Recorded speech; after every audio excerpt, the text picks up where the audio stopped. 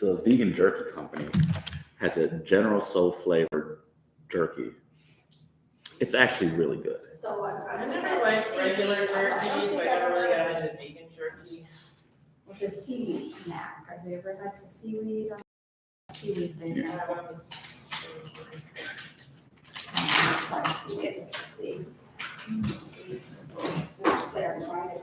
Yeah, the only thing that's not vegan is the one bag of popcorn has cheese in it.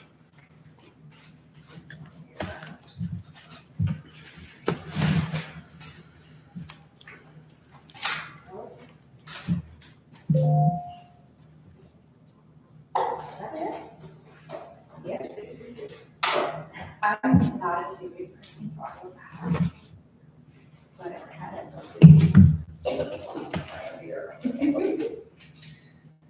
It's like sushi's hard for me because It's different. What is it? Seaweed, I'm trying to decide if it's different. Oh, really? I don't remember the flavor. I got a couple flavors. This one's avocado. Oh, the avocado oil one. It's okay. I like the other one better.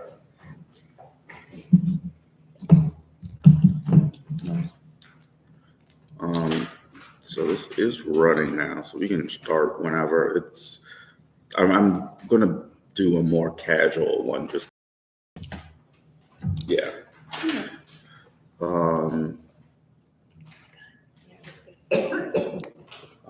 yeah. If I can find where's this.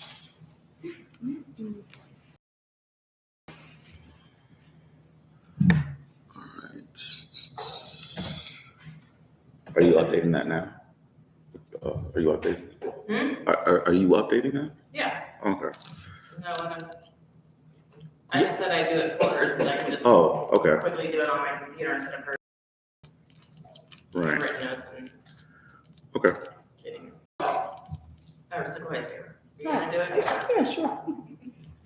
That's when I thought that you weren't here.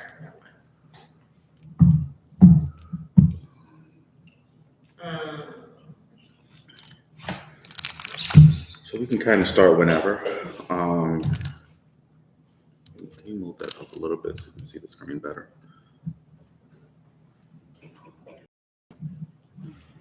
Just tilt a little more.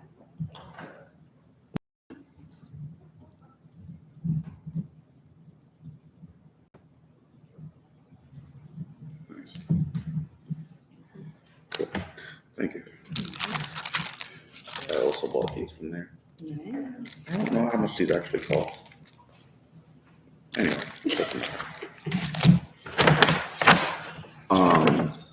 Okay.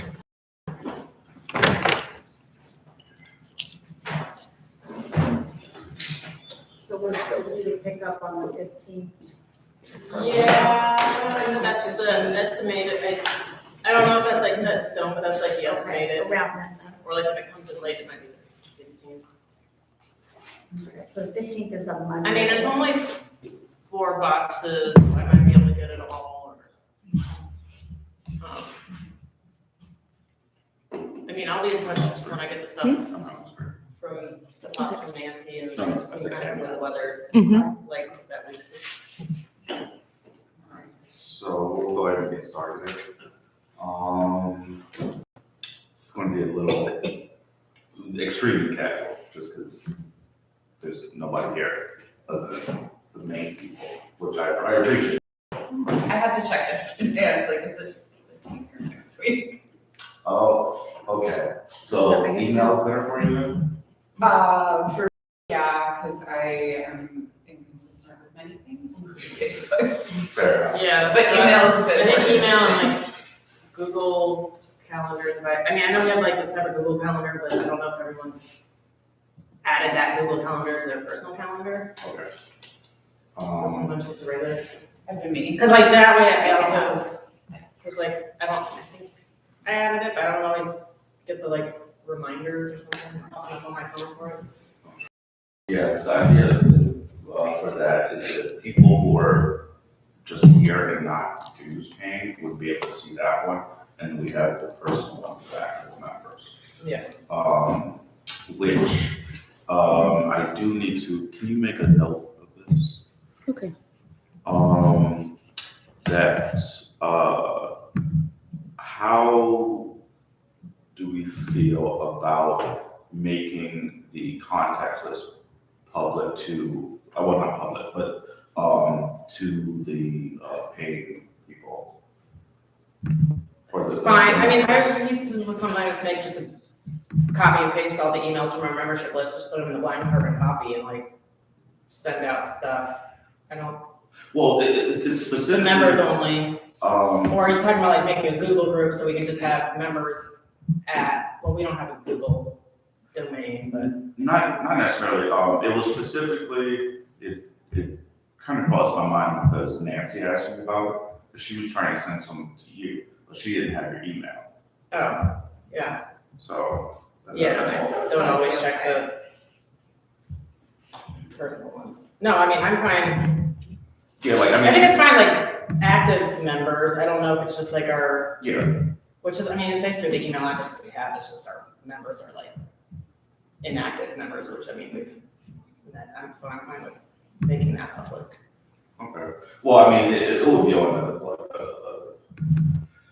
a basis of if a member needs it, not just Yeah. some random. Yeah,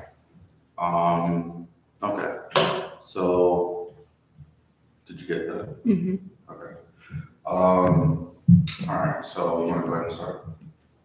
Treasurer's report, we got $356.97 in the bank. No purchases or any, I just got some membership dues deposited since last time. We're good on the Harmony order, I confirmed that with Harmony. And they say Baker's Acres truck is gonna pick it up for us. And Harmony said we don't have to pay till after, they're giving us net 30 to like pay till like beginning of May, so hopefully we can get our, I don't know how soon we get the money back from the Cactus and Succulent Society sale, but hopefully like within a week, so then we can just pay them through our account, so I don't have to like put it on my personal credit card or something. So that's nice. And I've confirmed with Baker's Acres, it's approximate, their truck should be arriving around April 15th. And the nice thing, Harmony on their invoice did not charge us for sales tax, so I'm just gonna not mention that, hopefully. Fair enough. We will have to pay the whatever freight fee to Baker's Acres, but I think for the convenience and everything, it works out fine. I did finally respond to Nancy. She's out of state town right now, but she'll be back first week of April, and she's gonna mail me pots and ID tags so we can repot the canes individually. She has a bunch of red tags, so I think we're gonna use those as our like price tags, because the Cactus and Succulent, you basically need 2 tags in there, one with like the name, plant ID name, and then you need another tag that like says our group name or initials with the actual price, because when the people take it to checkout, people running the checkout are just gonna pull out that price tag to, Yeah, and it's ideally it's all one color, so they know, oh, okay, It's but she us. said, now said 2 colors. well, one color for the price and then like one color for the actual plant. Okay, Or at least have the price tag kind of color be consistent. okay. So I think we're gonna go with red, and I have a few, I have 2 some dozen red ones, I think. I have pink. some red, pink, I have some green. And I was thinking, like, I have a little label printer, so I might just make them all uniform, the price, at least like just put COABS and then the Okay. price, so those all look uniform, so they know. Makes sense. And then I think we can like, assuming we get those tags back, we can just peel off the label and like reuse them. So so my stuff is kind of relieved with that we got all that sorted out. My only question for discussion is like some signage for the sale. Like, I don't know if you guys are gonna have the new logo ready by then, and we can maybe wanna invest in like a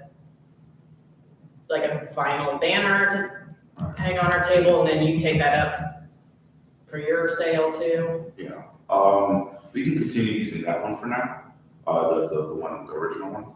Okay, I might print out another one or two, because I want you to have one somewhere, but they're also kind of like gunked up a little. Okay. So, I mean, I can go print those out, like, and laminate them at the FedEx. Yeah. Yeah, because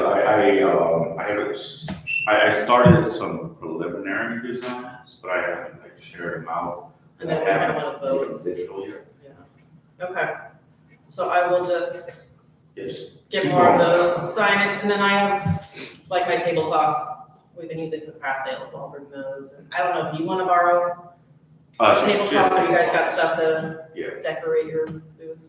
Yeah, I'm generally going with Sequoia. Do you need we have our canopy, do you wanna use it? And it's technically like the group's canopy, Janelle just babysits it. We have a canopy, Okay. we should be okay with that. And they provide tables for you, or you have tables? Yeah, they provide, Okay. they provide 6 foot tables. Okay. Alright, so we're gonna go just bring a tablecloth and I'll get more signs printed. We need to print out some sign up sheets for interested members to join. And as far as like more information about our club, I think we have like a sign that's just like QR code, the QR code leads to our Facebook page. Right. Is that kind of what you think? Yeah, I mean, I know like the Violet Society has like a whole little pamphlet printed out, and just like it. I don't know. Yeah, I mean, I ideally, eventually, we could get like some kind of like small business card with the QR code and just like the name, so people can go and do it whenever they want. Yeah. But that's. Okay. I think just good old fashioned emails, sign up, and the QR code put out for Facebook for more. Agreed. Basic info. So that's, okay. Oh, not many people are here to figure out the volunteers, Oh. because we're not having another meeting, but because our next meeting is like the day after that sale. Right. So I think Janelle and we were gonna go set up that Friday afternoon, evening before. Yeah. And then we were gonna split up the shift into like 2 shifts on that Saturday, like the morning to early afternoon, and then the later part, which I was gonna do the later part, so I could like just take home whatever leftover. Jessica said something about helping out with that. Nancy Shapiro, I think, mentioned maybe she wasn't sure. She So I- wasn't sure if she could do AM and PM since she would be Yeah, there. I think it sounded like she was gonna be there at some point, she maybe could.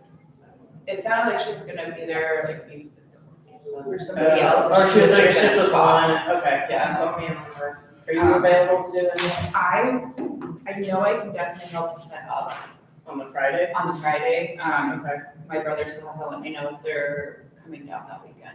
That's my only hesitation. I mean, I can come down to Saturday.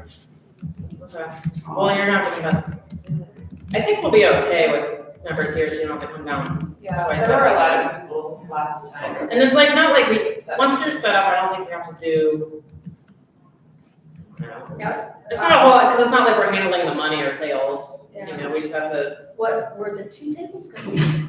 Because we're getting 2 tables. I think one's behind us. Okay, I'm not because- sure. because I'll have to I don't know, check we'll with see. Tatiana, because she said something like, you might need 2 tables, because the 2 tables may not be together. Oh, And then I was kind of like, well, like one might be more the society and one for sales, but it's probably should get with her. we don't need that much. The for last like that it said, sounded like we would need to have part dedicated to like society stuff. Yeah, but that's and the like- rest of it would be Yeah. Literally our email sign up sheet, our QR, like, Yeah, and maybe just like a display begonia or something. And then And I then think the rest there's would be- this, we can put extra trays underneath, and then there's community tables behind us, I think for some extras. Yeah, she said like snacks and things. It sounds like I think we're gonna have a little. We're just having a begonia club meeting. If you're into begonias, Oh my God. I love begonias. we meet every month. How much worse? Oh, okay. Revisit. I came from Florida, spring break, I came from Florida. They got begonia clubs down there. They They got some do, big ones, yeah. where I'm at, yeah. No, sorry to interrupt. Hey, one question though. It's not about begonias. Along the fence here, those trees that are, how do you say when they come? They, like grapevines where they kind of trellis or train. Well, they're trained, Yeah. but they're a tree. Are they pear? Are they apple? What are You can do that with many fruit trees. they? Yeah. I don't know. I've seen fruit trees. Yeah, it's hard to say this time of year what it, I don't know. Yeah, because it's. I know they do have some pear trees in this garden, because I've seen them before in the summer. Pears. Along that fence is really cool. Yeah, I don't know. Yeah. Thanks, guys. Sorry, no problem. All right. Let's see. Okay. Where are we?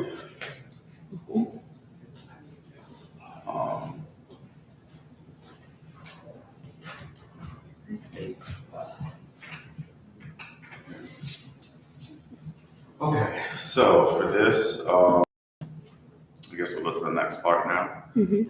Just, anybody need a snack break or drink break? Feel free about that. Just talk out loud to the general room. So what I wanted to specifically speak about today is, well, last time I wanted to do a begonias and dormancy kind of chat. But since then, mine have come out of dormancy, so that it's really not helpful at this point. So I'm gonna do something slightly different with, I would say, lighting and what, kind of detailing the concept of hibernation. Specifically, because I ran across this, I don't know if anybody's familiar with this. I've never actually seen one in person before. The resurrection fern. I can't remember the scientific name of it at the moment. But they had one at the Plant Days. And I bought that in a little pot.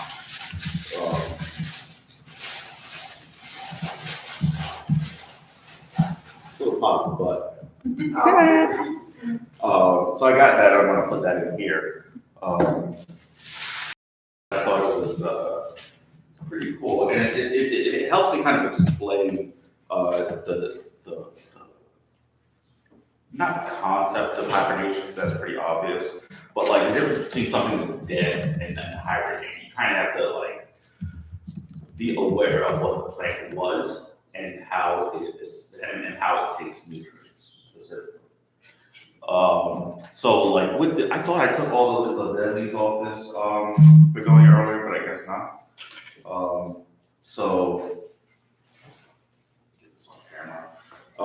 So begonia red Fred or begonia urthrophylla, which I found out was a hybrid. I didn't know that. I guess I never really looked close enough at the name. But urthrophylla is in quotes, meaning it's a hybrid. So with this, you get a lot of like, I should have written that down. What is a hybrid of? Because I've never actually seen the parent plants. But essentially, this is a rhizomatous hybrid. I don't believe it's a Rex hybrid. No, I think it's a rice. Yeah. Because it does share some traits with other begonias, like having giant leaves, which you'll see it's trademark. I got it. Steve's Leaf says it's hybridized in Germany in 1845 by crossing Begonia manicata with Begonia hydrocodifolia. Yeah, I've never actually seen those plants, but I'm assuming one of them has the big shiny glabrous leaves, as well as the trichomes on the stem for only the leaves.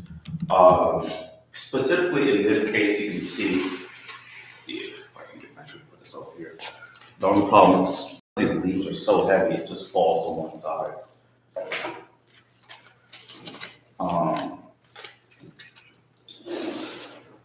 So you'll be able to see like where the rhizome is going, because it is actually sticking out of the pot down below. I don't know if you guys can see this. It's actually sticking out of the pot at the base where it goes into the dirt, but then it goes up out in only 2 of the rhizomes, one significantly bigger than the other, obviously. But I do have these under a pretty bright light, which is why I've never seen begonia flowers that are pink like that. So I'm assuming it's a light stress thing. Yeah, I- mine, when it was outside was like that, and I had it in the garage before it froze, still flowering pink like that. Okay. But I have an extra grow light in the garage too, so. Yeah, because I think, so the begonia itself, where I have it sitting, there's a light about right here. Okay. So it's fairly close. Actually, you can see down here, the plants or the flowers aren't really pink down here. They might be a little bit. But my point in this is the difference between this this cutting of it and this one, specifically in the size and the color of the flowers is drastically different because of the light. This one I have like under a specific, not specific, but like down low near the floor, not a whole lot of light. You can see the white flowers, as well as the stems are a lot thinner. And with that, it is kind of something to point out, like the flowers, the color of the flower is pretty important. And it's certain bugs are only attracted to certain colors. Bees would be more attracted to, bees and flies are more attracted to pinks and reds. As well as, I believe, moths are yellow. I don't quote me on that one, but the color is fairly important in the what word am I looking for? In the pollination process. And then I'll stop if anybody has any questions or. It's surprising that even on the back of the leaf on your smaller one that doesn't have as much light, it doesn't have that bright red that this one has underneath either. Yes. So Almost let's go like with a the different parent, the begonia manicata leaves have some of that yellow, they're prone to that yellow splotchy variegation, so it almost looks like it's somewhat reverted to kind of one of its parent parents. genes from that, I don't know. Yeah, I actually got a new light the other day from my cat guy, and kind of replaced some lights. And I had this infrared LED above this one, so it is getting a lot more of those deep red light colors, which could be why these are that red. I've never actually seen this color of red before. Well, it's interesting because I had 2, and one I had, it was actually, got a little shade, but it was kind of on the south side of the shed I have out back, and it got that vibrant red.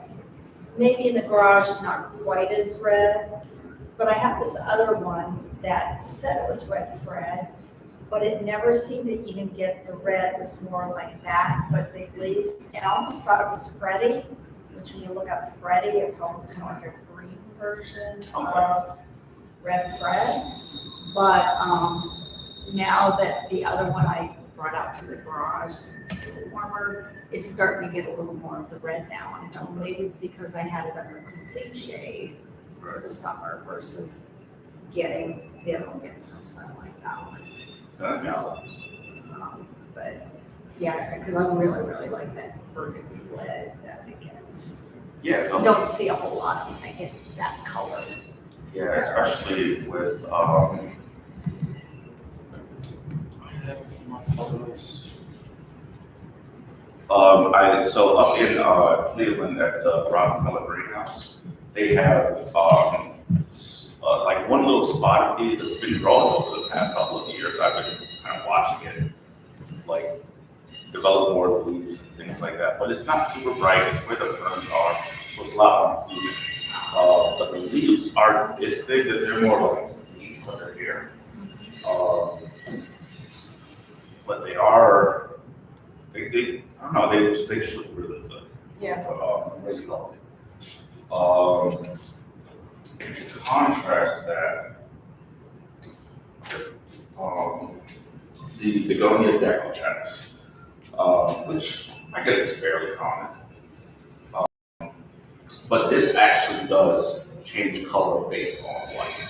So I believe the darker it gets, the more light it has. I've never really moved it, so it's always in this color. Same thing with the flowers. You can see a little bit, there's a little bit of red on here, near where the flowers branch on the pedestal. Something else I was gonna say. There are some similarities which, because this is rhizomatous, you can see all the different rhizomes down here and how they branch off from each other, as well as the fact that in rhizomatous begonia, or rhizomatous begonia, the flowers come from the rhizome versus okay. So in Trailing Standard and cane begonias, they come off of not the stem, but one of the branches. So they're technically terminal flowers. So they end with whatever the branches is. Versus this is just another petiole, or I don't remember the exact term. For that. I don't know, this is kind of a differentiator that I've been looking at recently. In reference to the flowers, which I was looking at these flowers specifically, never really noticed before. That if you look at these rhizomatous, rhizomatous ones,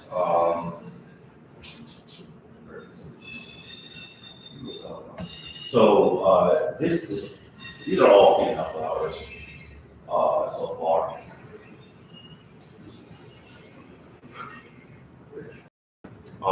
And then I believe these might be on the male ones. So like all of those are separate.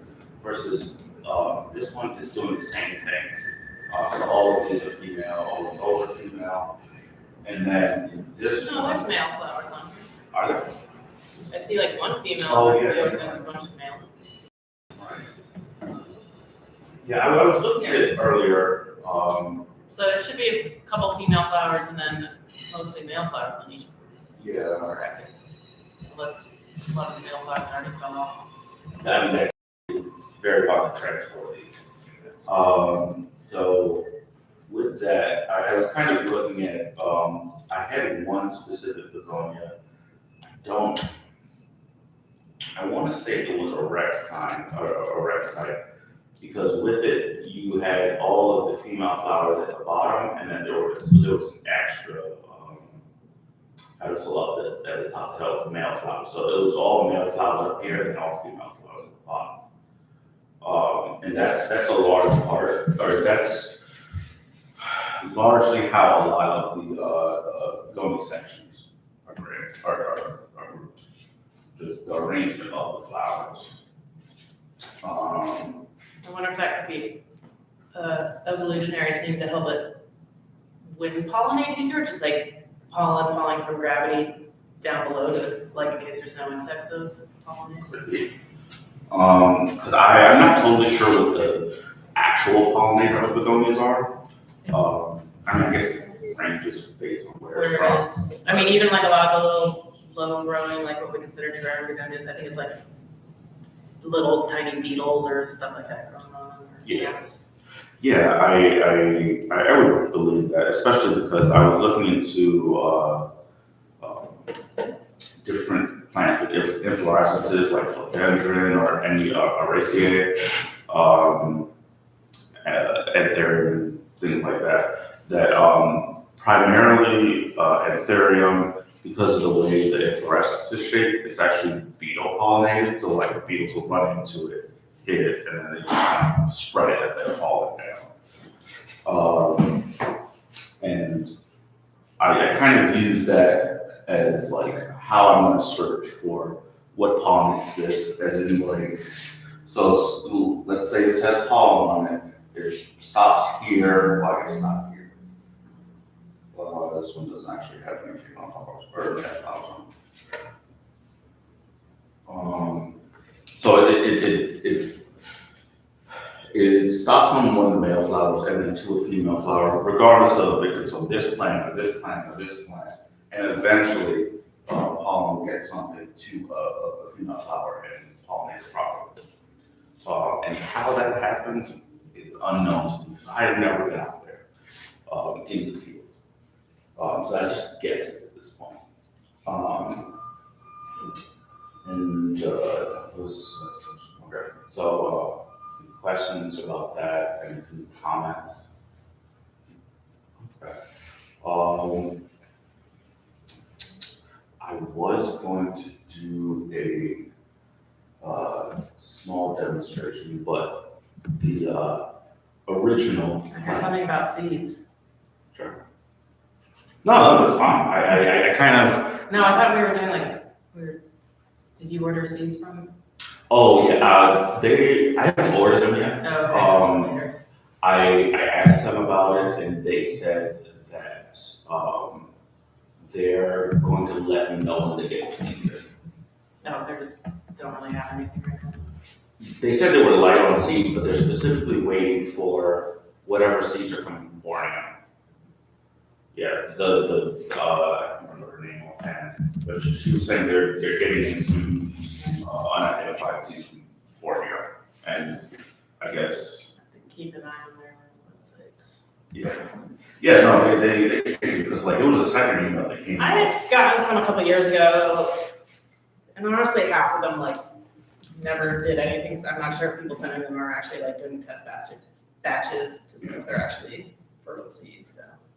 Yeah, same. I got maybe 4 packs a couple years, no, 2 packs a couple years ago, or a year ago now. And I have 2 little bits that germinated, or 2 little plants that germinated that aren't fully even grown yet. So there's a.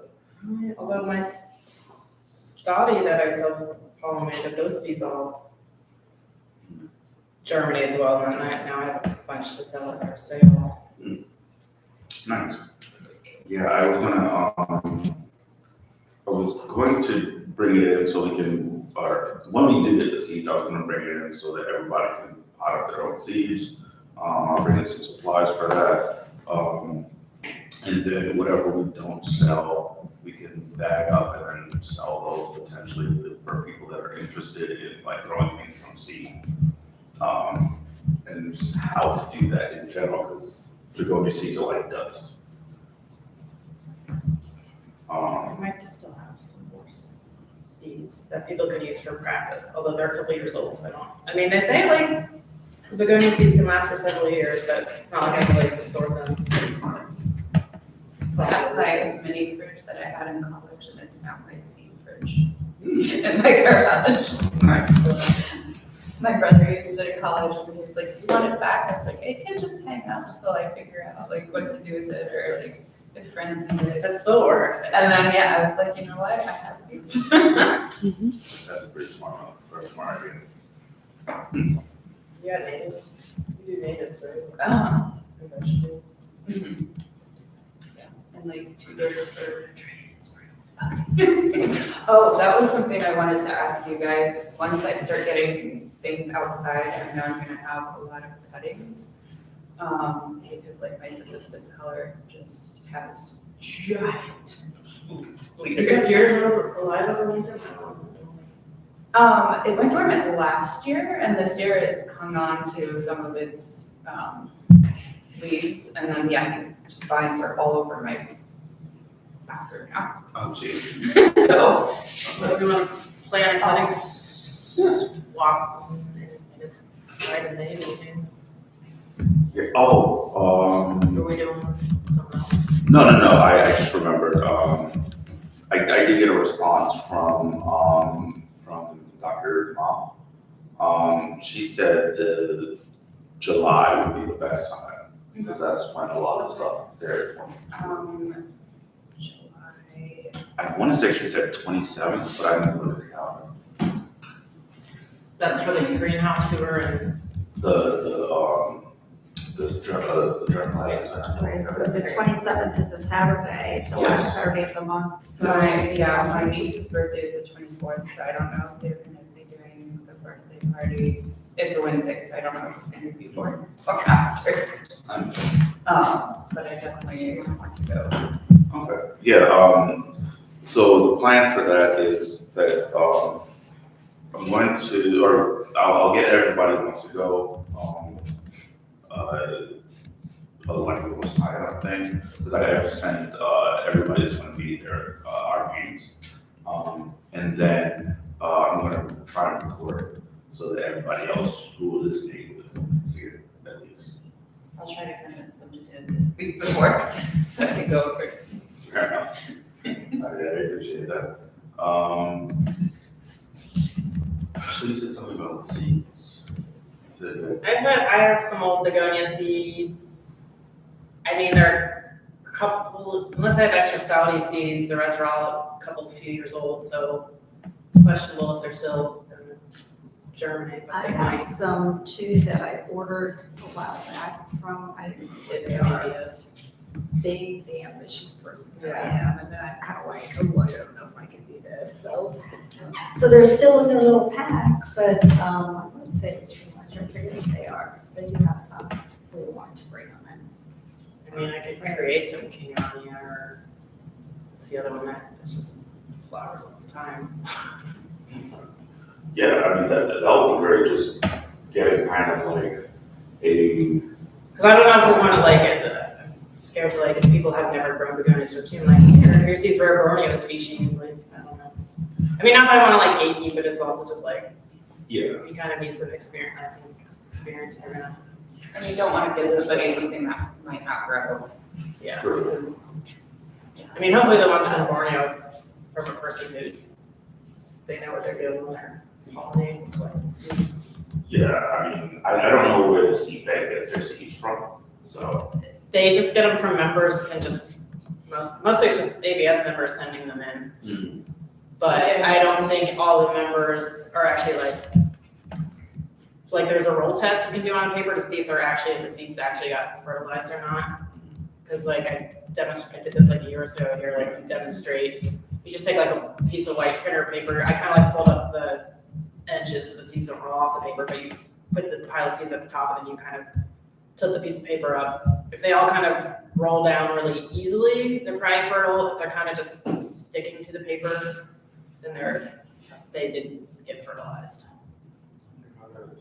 And then you can, like, if you have little magnifying tape, look at them like they should, under magnification, look kind of more golden and like barrel shaped instead of like flatter. So, let's see. Yeah, I have to look into that. I remember you saying that, but I wasn't doing seeds at all at the time, so. Okay. But hopefully the Borneo seeds are coming from an actual like begonia expert, and they probably know what they're doing when they're collecting them. Yeah, I know, when I talked to, or when I sent the email to the, I can't remember her name still. Sally? No, it wasn't Sally, it was, the person who does the seed bank. It's- Oh, I think it was Clayton? Tom, or was it Wendy? No, it was a woman, it was like Jackie or something like that. Janet? Janet, yeah. She had messaged somebody else who actually managed the site. Because they had other seeds that just weren't on the site as well. So I guess they might have put those up, but they're holding some of those for us. So we'll get a wide variety of seeds. Let's see. Seeds. Oh, yeah, because now they have you send it to California, it used to be in like Houston. Mhm. I think mine came from California. My gosh. Yeah. They're still sitting up on my thing. Yeah, so I have to. Yeah, they don't have much right now on the page. For species, they have Deliciosa, Semperflorens, white, an unknown, which I don't, and then a U503. Yeah, the second one's a rubber. I only vaguely looked at the cultivar ones. Cultivar. So they, okay.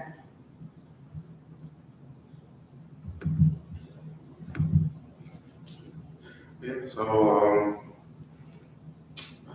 that is pretty much what I had. I didn't really have that much today,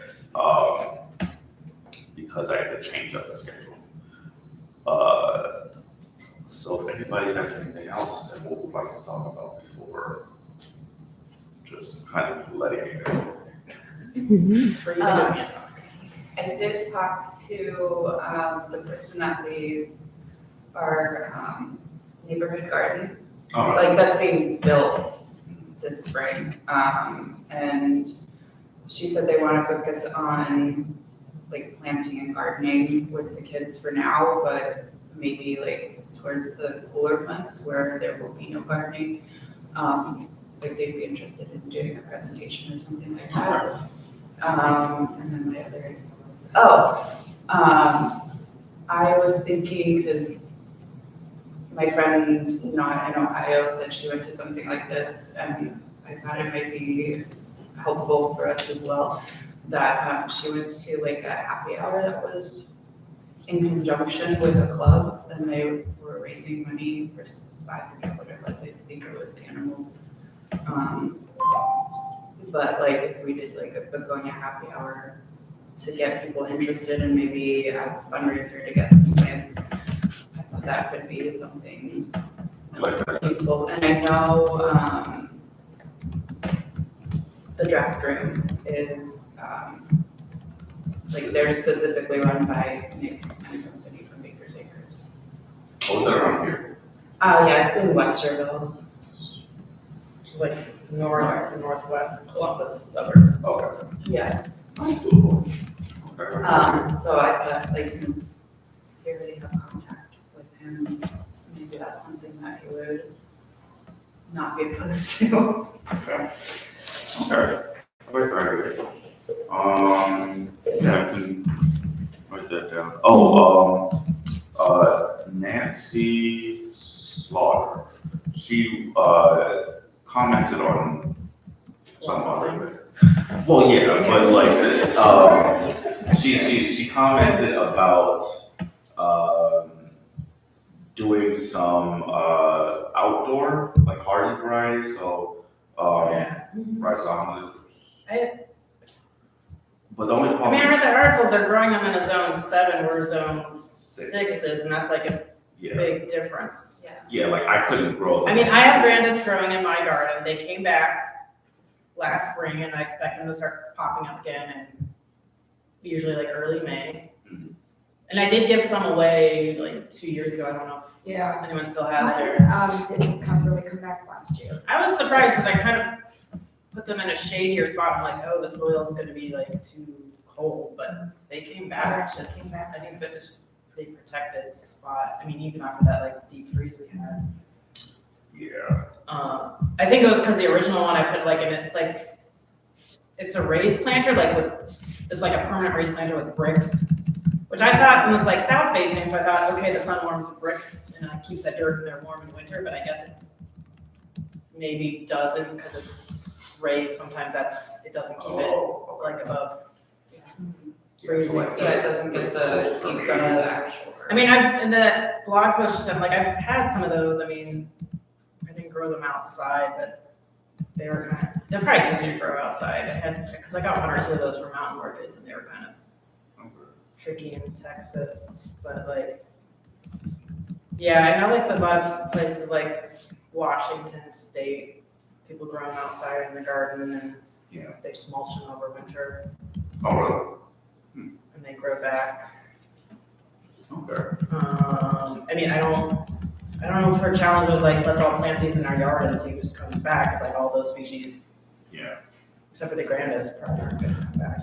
That's what I assumed, but I wasn't sure. But we can also talk to the professor at OSU, because it's her thing, like trying to find more hardy landscaping.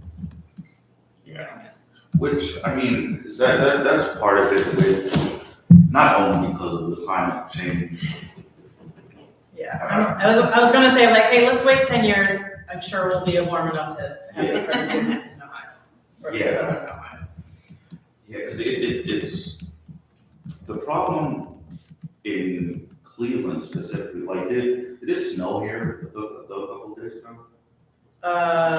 We got like a dusting. Kind of flurries. Yeah, it was like flurries, like we had a dusting that stayed on the ground for a couple hours.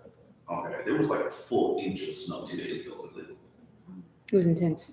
Yeah, and just that kind of stuff just comes out of nowhere, because last week it was 60, and then it snowed, and then it just got colder progressively. And now it's supposed to be 60 again tomorrow. So like, some of the trees are starting to come. I wonder if I could experiment. So I have like one of those vinyl like greenhouses outside, Okay. and I keep it up over winter. But I wonder if I plant them in the ground inside the greenhouse. Is that? I mean, they still go dormant, but I wonder if they come back. Because I wonder if it kind of keeps the ground a little bit warmer in there. Yeah, I mean, that's, a lot of people who, keep, carnivorous plants, they just keep them out in the open air because the snow piles on top of it. Yeah, and they well, those are down. hardier. Those are hardier. Well, yeah, Zone 6. yeah. This. Well, they're temperate plants. Yeah, and they're like native to Yeah. North America or Central, well, like North Carolina, but some are hardier for Ohio. Yeah, there are some, Because I have some Sarracenias, which I have to get in the ground, but they're just in pots, and they're either going in my garage or my greenhouse in winter, and they come back in the spring. yeah, I have some that I can put in the ground this year as well. It was sitting over, in like a little plastic planter. I should have brought it in, but I didn't, so we'll see. Oh, another thing, okay, so I got those 10-gallon aquariums, and I have most of the stuff. So when the weather gets a little warmer, I have free time, I am gonna try to convert it to the vertical terrarium. And then if that works out, I'm gonna do the second one, I can do as like a presentation here. So if you're Always looking for ideas. program fill in for like this later in spring or summer, I think it'll go okay, I can do that. Definitely open to that. Anybody that wants to present anything, I am open to that as well. Something else I was gonna say. So the thing with Nancy, I talked to the lady from In Search of Small Things. Yeah, She said, that we are able to work with her, I don't know if you saw that email, about like, she'll help us get stuff. yeah, I ordered our last round of challenge plans from her, she gave me like I think a slight discount or something. Okay. Yeah, so I'm gonna, not necessarily promote, but I'm gonna put her as one of the people that we work with specifically, because we have that experience with them. But she is also part of this site up there. And then I was looking for somebody who consistently has seeds, but I haven't found anybody yet. If we do wanna, there is a place, I don't know, somewhere in Asia, it's Vertiseer, I think it's the people who did that begonia video I posted. They will sell and ship like rare species seeds, they're kind of pricey, but I don't want, I mean, if we wanted to go in on some, and I can ask around, because I think I know some people have ordered from them to just Yeah, make sure that they're I think I've good. seen that on a couple That they're sites, good that they have these seeds. rare seeds available, and Because other, I mean, but that's like, they are like fairly rare, so they're like, at least like $25 a packet or something, I think. Yeah, the packets from the ABS, they said they're supposed to be around 25 seeds per packet. But that's, okay, but I mean, that's hard to split up between multiple people, I mean, 25 begonia seeds, I mean, that's like, Yeah, well, that's the thing, because like, are they $2, they're still charging $2 per packet? Okay, yeah, so we're just gonna get hopefully multiples or something, or variety. yeah, I think I asked them for So, 2 packets each time. so when they get them in, they're gonna hold some for They're, us? they're already home, it's just they're waiting for the Borneo ones to send them to us. So like they, Okay, well, yeah, that's why I meant they're waiting on the Borneo ones, and then when they get those, they're gonna set aside some Borneo ones for us. yes, And then they already have some seeds from, yes. that they're also holding for us. Yes. Yeah, so we should get probably, I think the way I asked for it, I think we're getting somewhere around 200 seeds. Which is like. So like 10 packets or something? Something like that. I don't remember Not exactly. 200 packets. No, just like 200 individual seeds. How do they get to those seeds? Mm. So that's the seed front, fronts, plants. Is anybody propagating anything interesting? Or at all? Oh, I'm doing a ton of Feroxes and a lot, I have bunches, and I have one Zaconia, I got it from, it's a Q, the KU, is it Q? Oh, Okay, I mean, that thing, I had one of those.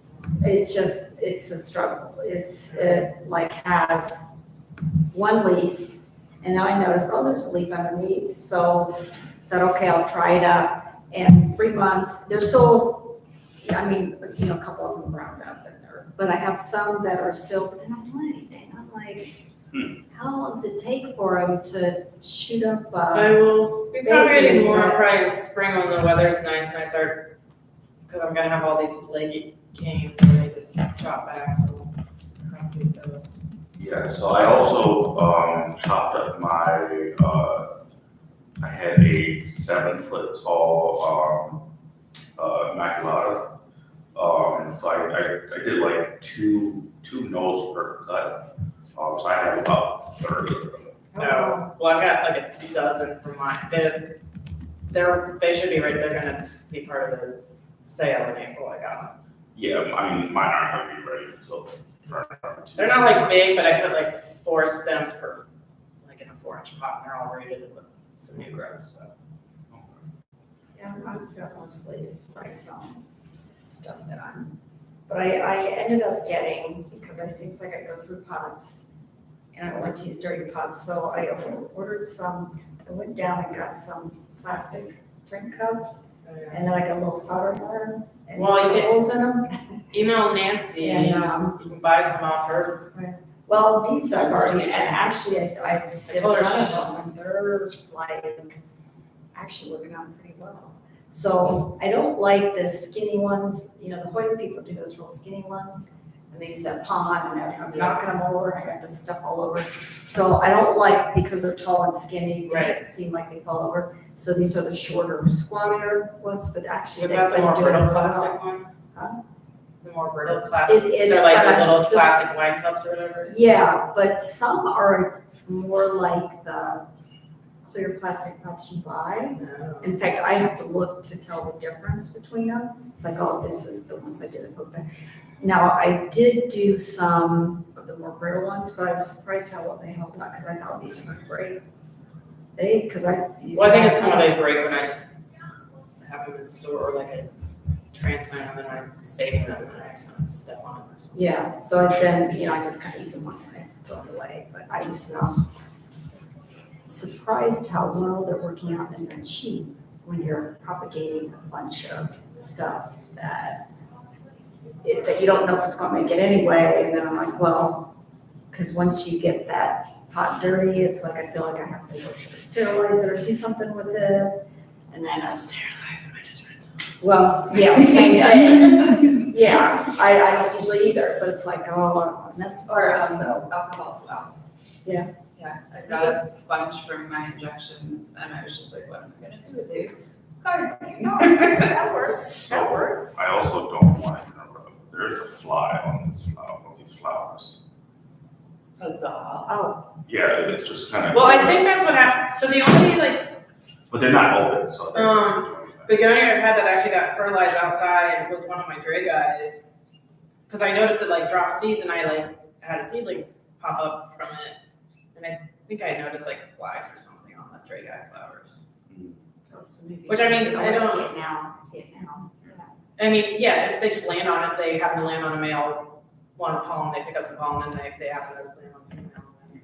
then- Yeah, I mean, I've never actually seen it happen though. So just as like, But otherwise, I don't see bees on them. Bees Yeah. are Yeah, it's usually flies and like little. just flies checking out. What's this? So what is it called when you have, like you have a cane and it flowers and you take a cutting and you go to root it and then they say it will not branch out? I saw it on the, the Don Where Moore you did train it. the cuttings and Well, it's that Dawn Miller, when Yeah. she did the tour, that begonia tour, I forget what her name is, but Yeah. anyway, oh, summer rainbows. yeah. Right. He was talking about if you have canes, and he's like, oh, I can't take a cutting from that one, it's got a flower coming off the branch.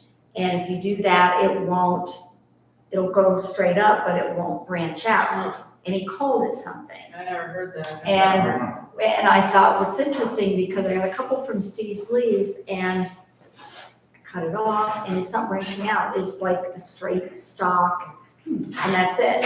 It's not, because usually I'll cut them at the top or cut them down and then they'll branch out. So it's not doing that. And I thought, well, maybe there's something too, but he actually called it something.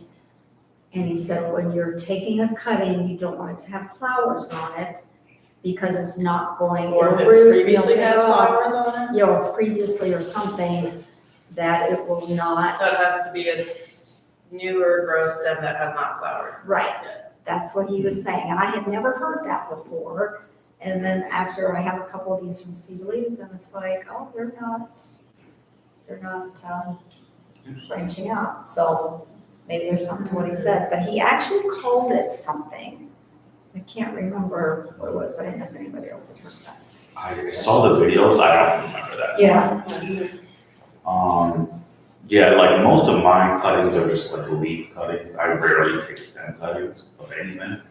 But I all of the propagations, actually no, all the propagations that I have going are stem or like leaf cuttings. Now, what, because I've never tried a cane just from a leaf cutting. Do you Is think it I've wrong? ever done? It won't, Yeah, I mean, because it's like those oil leaves, like when they do the heart, Yeah, like it'll root, but unless you have a little part of the node that was attached to the petiole, you Yeah. won't get anything. okay. 'cause If I it always does, thought then that- it's not actually a cane, it's a shrub begonia, like shrub begonias Yeah. will root from from a a leaf. That's kind of how you just do it. It's funny, and not to change, I have this, you know how they sell the Hoya hearts by themselves, and I got one like 5-6 years ago, and last summer, it shot up. It's actually got 2 hearts on it, it's one of the, but they're variegated.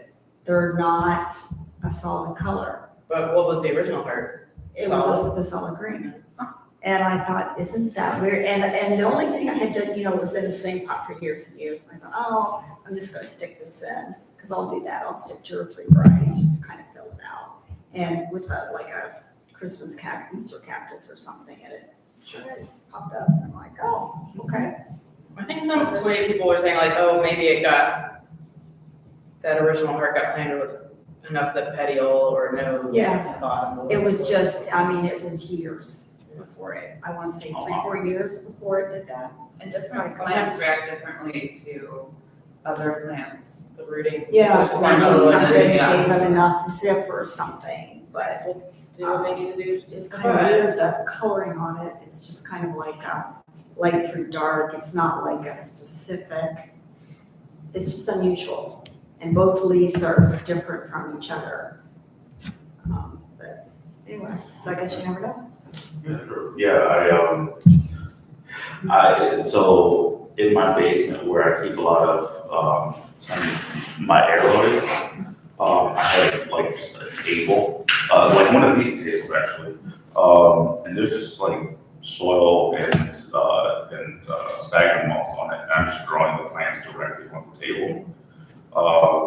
And I recently, one of my gloriosum branches broke off and I just laid it on the table and it's like rooting right Right there. yeah, because I have a monstera it's sitting at the back of the table and it's like propped up against the wall and I can't lift the pot up anymore. It's just rooted into the table. No, I had a Monstera, which I can't remember, but it was like climbing up the wood frame casing around my window. I had to like rip it off a couple weeks ago. Yeah, it's crazy because I actually saw I was watching something about begonias. It was just some And then like I had a cedar plank in it forever. I never attached the cedar plank, but then my painted window trim, like grabbing onto this. Yeah. Even like it was even just part of the vinyl and part of the window. It was like had its roots in there.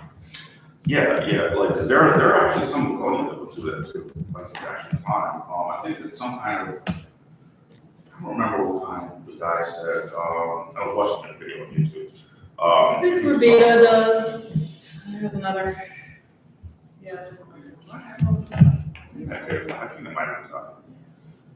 I don't know, I have a bunch of propagations that I have in like bowls and little shoe, or I guess it's not shoe, like coloring boxes. Like the boxes you get crayons and stuff in.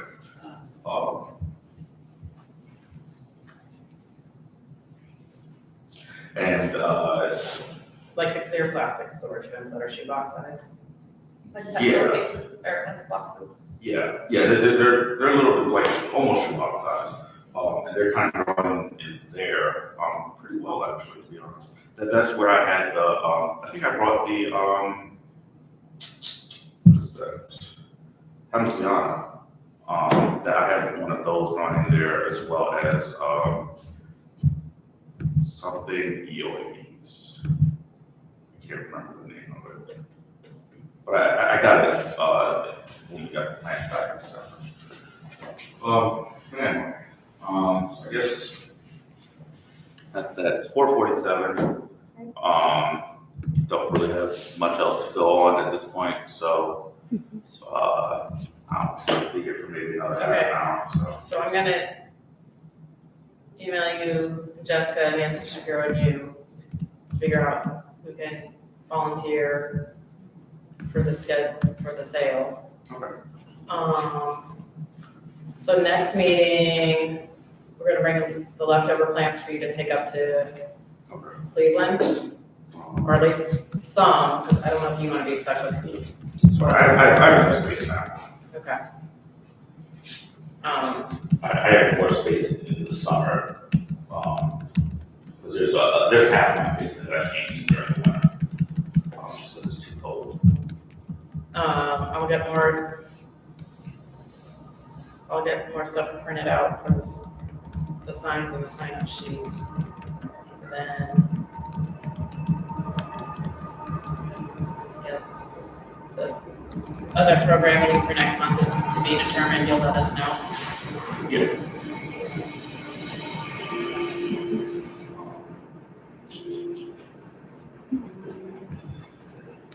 Okay, so I got a notification while I was talking from Nancy replied to the message. Yeah, Yeah, he's all got back, so it's a matter of mulching. I don't know what the Luna Heights series is.